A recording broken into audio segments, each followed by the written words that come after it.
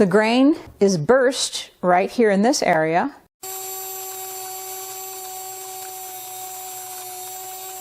This is for the variable grind.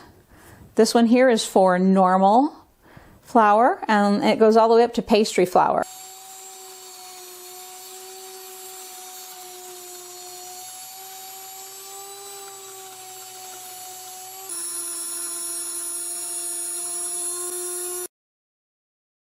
I just ground some fresh spring wheat with a little bit of white hard wheat mixed in. So the flour is still warm, very nice, very fine, very soft.